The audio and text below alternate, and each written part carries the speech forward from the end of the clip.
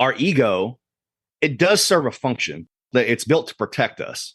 And what our ego does in these moments is say, no, no, no, no, no, no, no, no. We don't change. We don't change. This is who I am. For 35 years, you've been this person. This is what you stand for. This is what you're about. This you can't change, because if on the other side of that change is an unknown, and an unknown can hurt us. So we don't do that. So that's what can happen. And I'll give you all the credit in the world, is that we had these first initial conversations. You were like, no, I'm going to start doing this. And think about it. How much has your life changed just in the last 18 to 24 months? It's incredible. And I can see how much happier you are. It's not like it's a mystery. You can just see it on your face, right? When you start to come into who you really are, the world, it's like you put on a different set of glasses and you start looking at things differently. Hi, I'm Kasey, and right here beside me is Kelsey. We are licensed professional counselors, mothers, entrepreneurs, and besties. We know firsthand what it's like to wake up one day and think, how in the heck did I wind up here? Through our own journeys of self-discovery, we found that joy is something that has to be pursued through our own internal work. Now we are on a mission to help women from all walks of life understand themselves more so they can experience real, lasting joy. Join us every Thursday to hear interviews with experts who can point you towards self-discovery and inner joy. Hey everybody, I'm super excited about today's recording because we have our first dude. Is that okay if I call you a dude, Nate? I'm a dude. Yeah. He's the first dude, and this was very intentional on our behalf. I don't think that my personal journey toward finding joy and fulfillment in myself would have even taken the same course, to be honest with you, if it wasn't for you, Nate. And you don't know this, but there is a chapter in my book that you are in. Okay. And I don't know if you remember that, but you remember that text message you sent to me like 2.5 years ago, and it was really short, and it was like, hey, haven't talked to you in a while. Saw your post on Facebook. Yeah. If you're on a journey of self-discovery, your life's getting ready to change. I just thought I should tell you. You're serious about it, at least. Yeah. Well, I knew you clearly, were. I mean, look at yeah. Clearly. And so that was a big shift. And that's also why I wanted to have you as the first dude on the podcast. Also, the real reason I wanted you to be the first dude on the podcast, Kelsey, can you guess? No, I don't have a guess.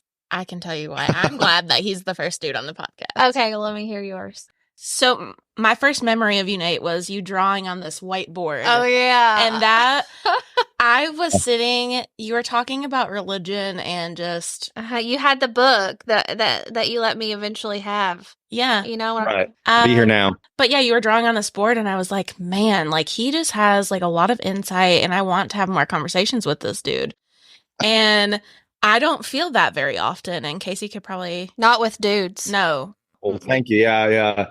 I must have managed to trick you, at least in the beginning, to make him think I had anything interesting to say. I'm really good at repeating things I've heard from others. So, I like it. It's always been great conversation. One time over daiquiris at a beach. That was fun. Yeah. Oh, yeah. I don't remember that actually, but I do have pictures that I was present. You were present. I was present. No, I was just going to say, for me, it's just the hair. I mean, you had to be the first dude because of the hair. Well, obviously. Yeah.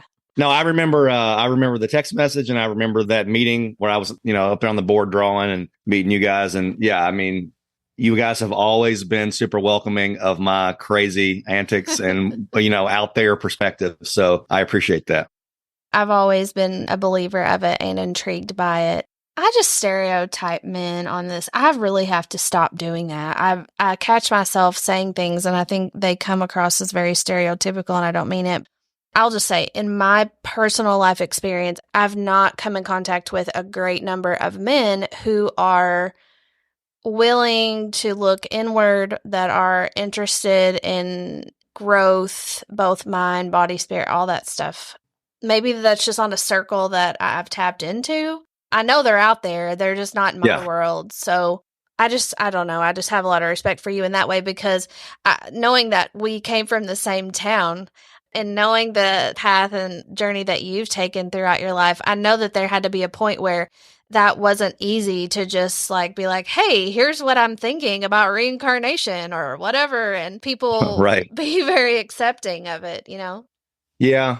It's funny you mentioned that because I was telling you guys before we started recording this, I was at a Blink-182 concert. I live in Nashville, so I was at a Blink-182 concert last night, and I was having a conversation with some guys because, music to me is a super important element for my life, and I don't know that there's anything out there that can music is a time machine for me. Like it transports you back to a place. I was asking a guy that we went there with last night. I was like, "What is this recall for you?" He told me his, and he's like, "What about you?" And I was like, 1998, Miss Parky's art class with my burnt CD and my headphones drawing.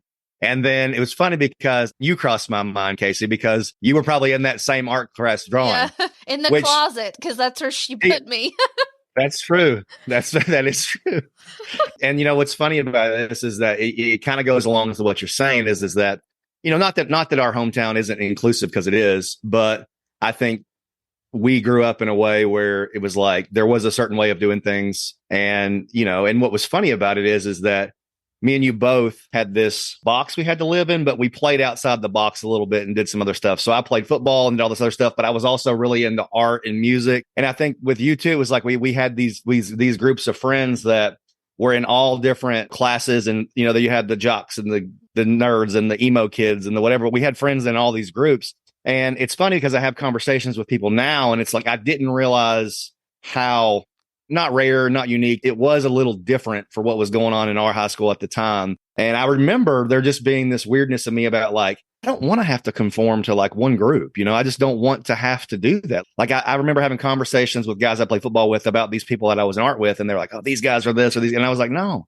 they're not, because you only know them within this certain context. So and that's just life, man. I mean, I think that like all of our entire economic and political and racial and all of that stuff could be solved with just shared experiences and people opening up and talking to each other and having some cool stuff. So, yeah, I mean, kind of a long way around that.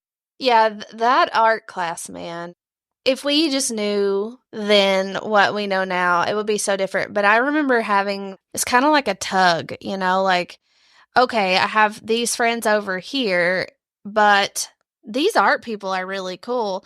And I remember we had our little core group of friends, but I hung out with those art kids, but the other friends didn't know. Like I would sneak and drive down to Braunston and Antioch and hang out with the art kids on the weekend sometimes, because they were just cool and they did different things and they thought differently. And that was interesting to me. The things that I remember most about those were like the conversations with those guys and gals were deeper. There was more context. It was a lot deeper than wide, and nothing against my football player buddies, but I wanted to have like a real conversation. Those weren't always easy to find.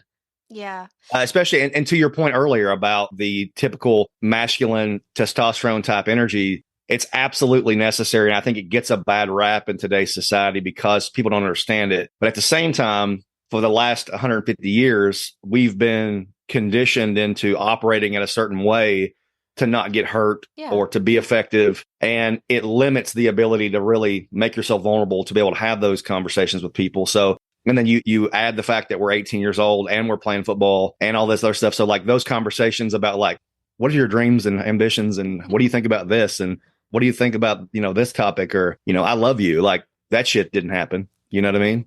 And, so I think that that's also part of this too, is that early on, I felt this inner voice talking to me saying, you should be having these conversations with these people because you need it for your soul, not just because it'd be cool to talk to them. Like you're also getting some type of like fulfillment out of these conversations. And that was a necessary part, even growing up. I was much like you too. And two experiences for me. I did do art, but art wasn't really like that taboo thing, but I did do chess club and I also did some poetry, creative writing type stuff. Cool. But in those experiences, I felt very similar because I was in 3 different sports and I felt, I wasn't a dude, but I had those similar experiences where conversations were very surface level and I needed something more. And I think it took experiencing what other groups had to offer and really understanding to know that I needed that in life. And I'm still that way. And I think you two both are that way as well. Yeah, I'm kind of wondering for you, Nate, how that dynamic as a high school person mimics your life today and maybe like the journey that you took to get there? Like, do you find yourself having different types or groups of friends that that meet your needs in different ways, like your vulnerable ones, the ones that you can go out and just scream at a concert? How does that look for you now? Well, it's funny, and I hope at some point in time when you get to it, you could have him on. But what you're talking about reminds me of our buddy Bill Wilder and his archetypes.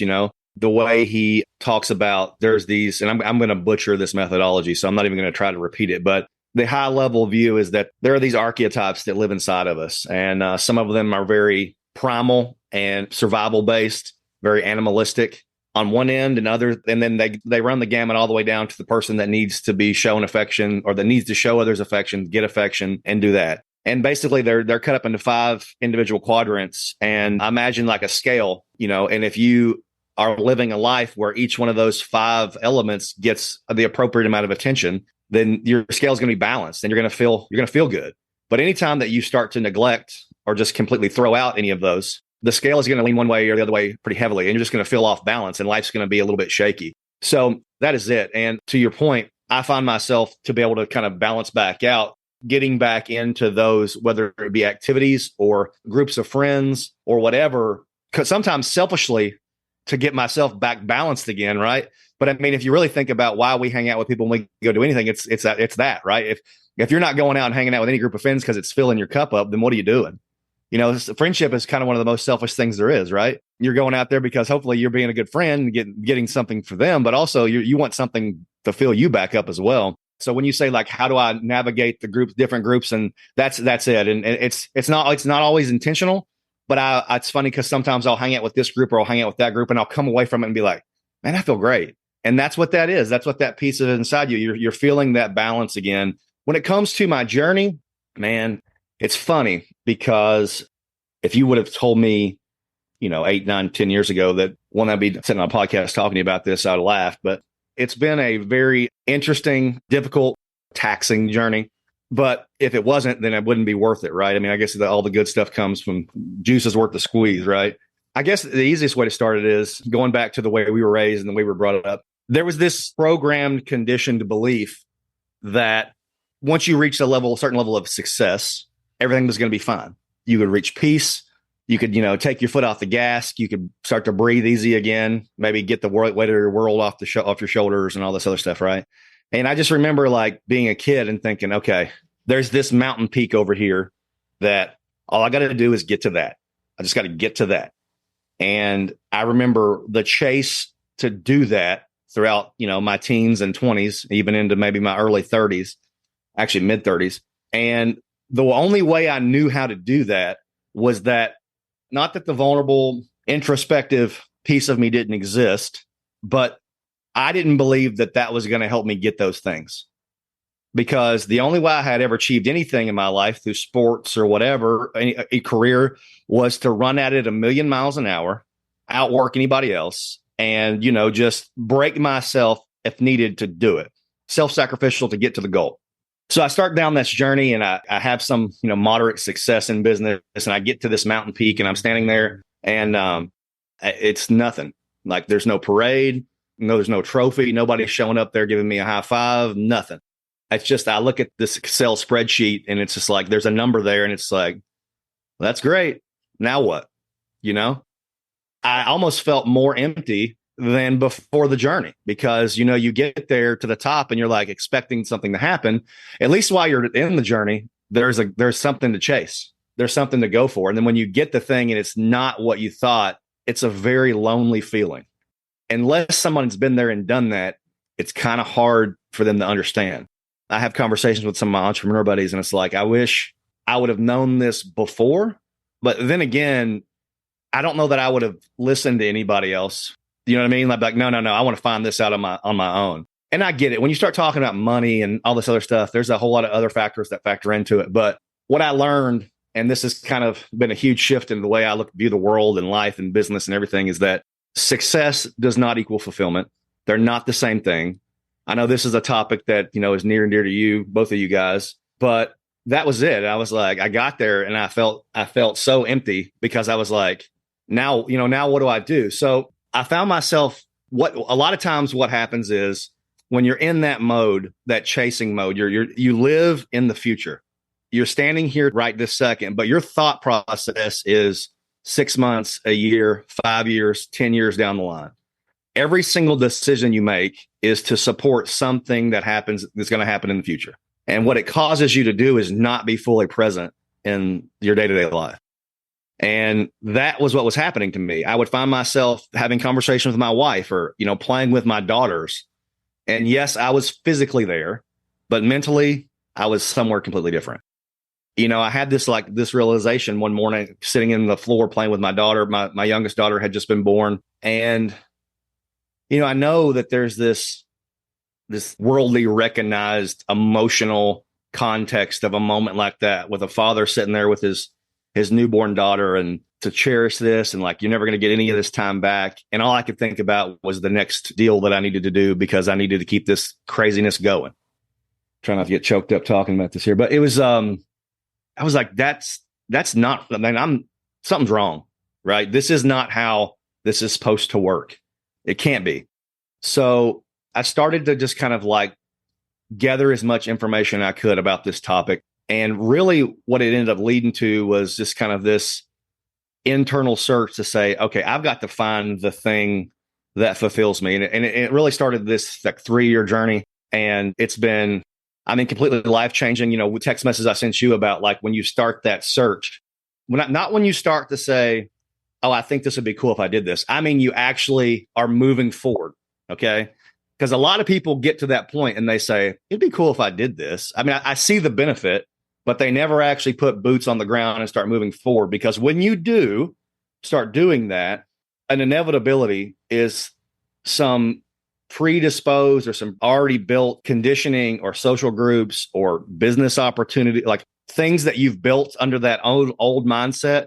And like I said, I'm a big metaphysical person. So if you're living life at this certain element, your vibration and your, whatever you're at on the ascension scale of consciousness is putting out a certain wavelength. When you start to raise your consciousness and get closer and closer to unconditional love, right? That's the idea at the top. But you move through pain, and you move through fear, and you move through anger, you move through all of this other stuff. You start to raise your scale, and it's crazy. Like, you've ever heard the law of attraction stuff? Like, when you start changing what you're putting out into the world, you get different stuff back.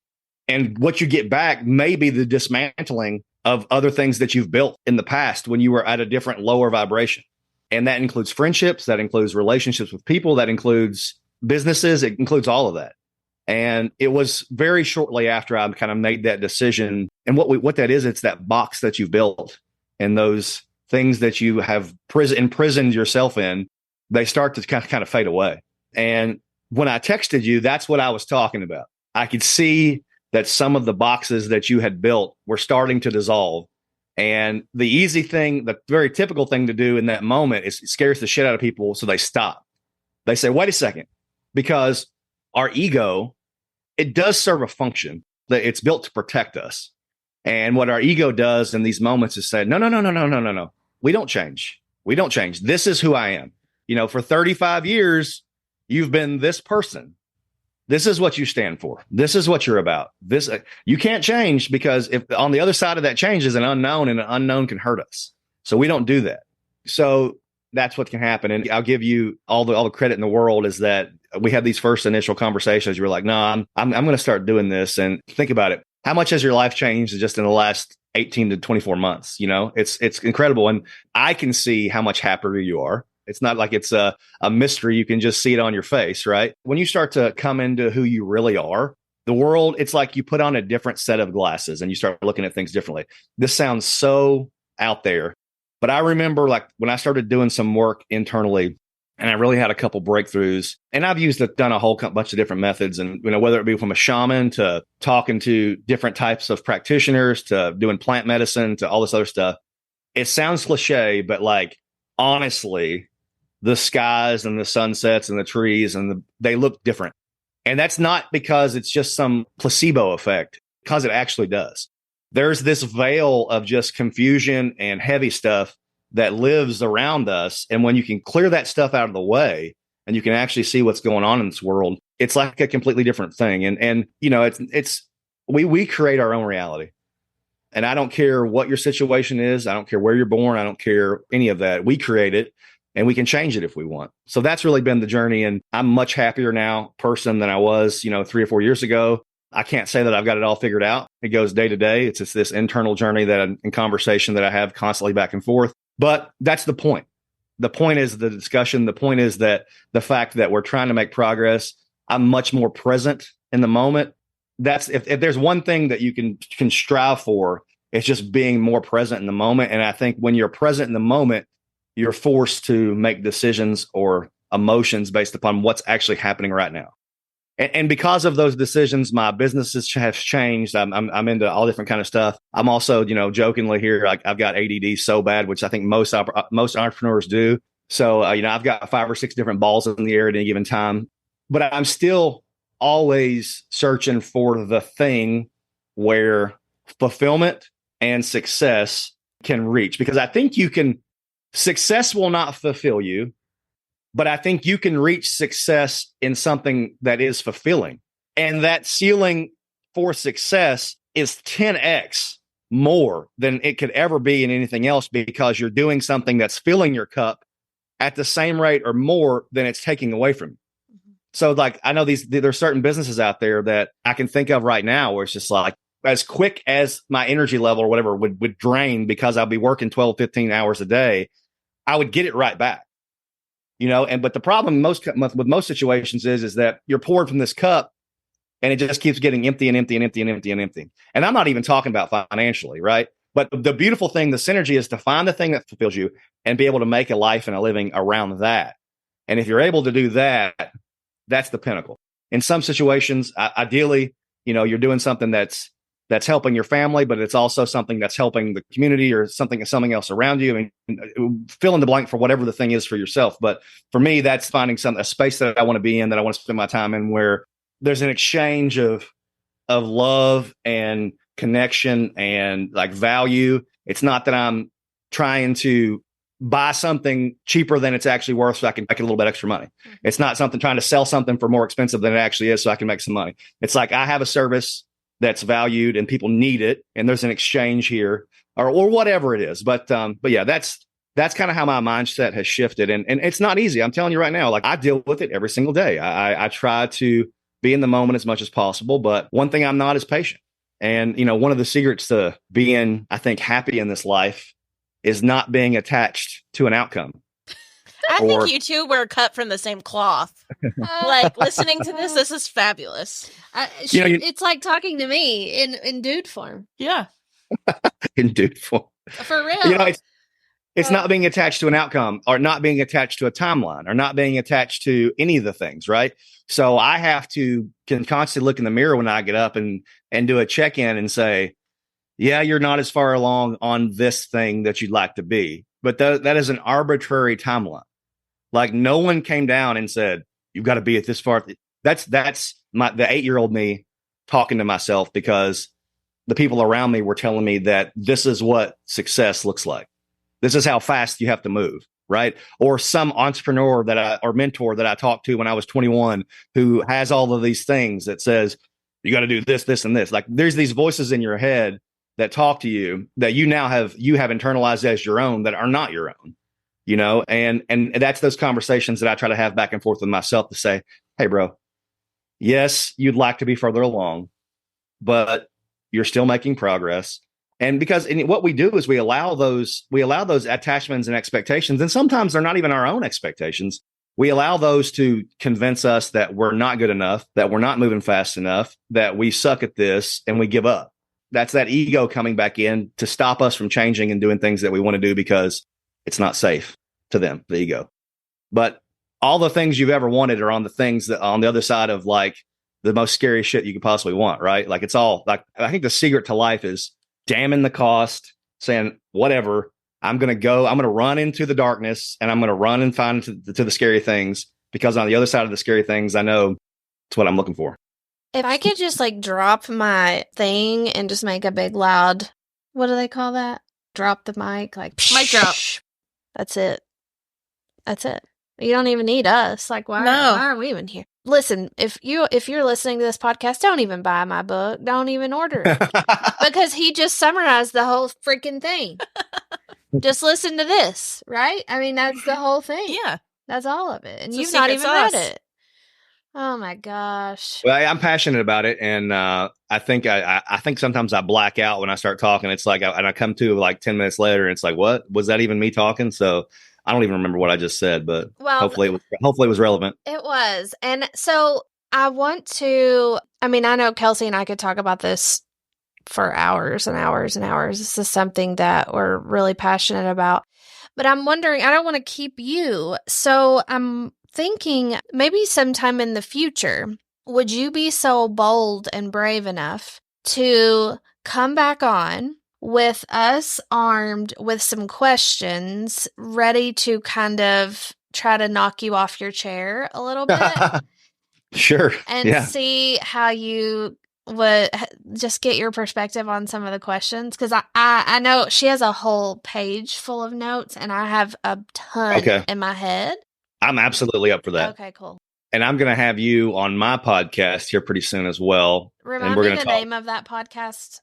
The name of that podcast is called Holy Shit. Okay.